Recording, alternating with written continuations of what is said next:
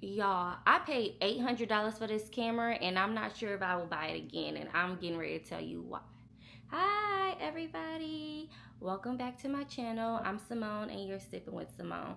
I know usually I'm on here talking about books, but today I wanted to talk to you guys about a camera, and it's actually the camera that I'm using to record this video, and it is a DJI Pocket 3. And yeah, is the purchase still worth it? Today I'm gonna be giving you 3 pros and 3 cons to let you know if you should still buy this camera in 2026. But first, I do have a question. Has this camera broken on y'all? Because it definitely broke on me, and so that kind of is what led me to make this video. And I do want to hear from you in the comments, so drop down below and let your girl know what has been your experience with this camera. Okay, let's get into it. Pro number one, it's easy. It's really easy to throw in your bag and go. So for me, I personally appreciate a camera that I don't have to think about, a camera that I don't really have to pack too much equipment with. So I did get the DJI combo. So this came with a little tripod and of course this mic and a carrying case. So what I do, I just make sure everything is in the bag, and then I toss it in my big bag. Especially with me being a mom, it's something easy that I really don't have to think about with all the other things that I do have to think about. The second pro, I think this camera is really good because it's small. So I know a lot of times creators are out in public with these big bulky cameras and people are staring at them, looking at them crazy, but this does not have the same effect. In fact, I feel like the DJI is a conversation starter. So in June, I went on a swamp tour and I was kind of like recording the alligators and the other things that's on the swamp. And the guy that was sitting next to me, he actually stopped and started asking me all these questions because he was interested in buying one. So that is another pro. The third pro, it's very easy to use.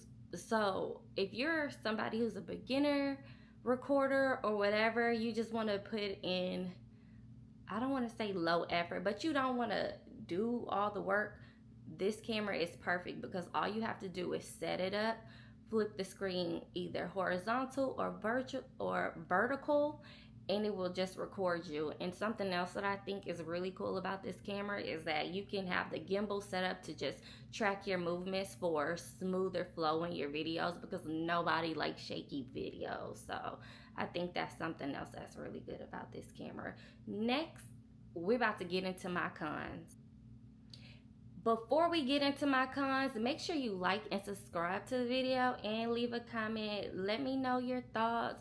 Let me know if you like this camera, and if so, let me know why. Con number one, this camera breaks so easy. I feel like that is my biggest complaint because it's very small. It can get tossed around in your bag. One, I would advise you, if you do not have, if you did not purchase a case outside of the case that it came with, you're screwing yourself.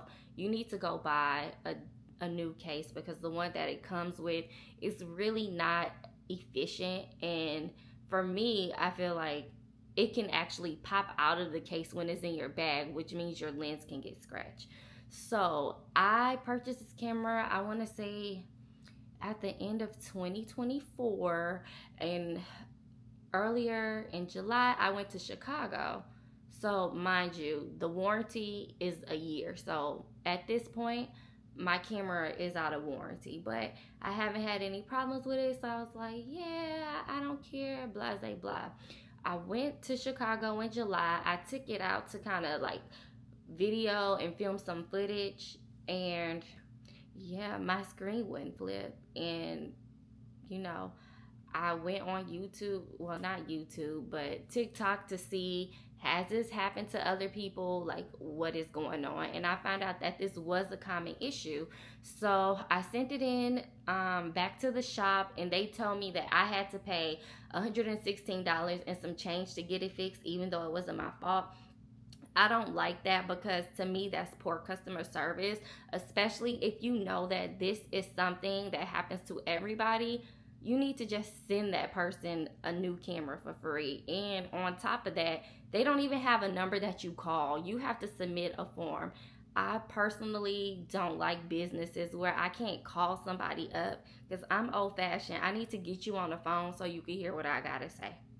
Con number two, color grading. So this is something that can go both ways. It could be a pro or a con, but for me, it's a con, because if I have a camera that is marketed to someone who's a beginner or someone who wants to do minimum edits, the footage should come out looking good no matter what.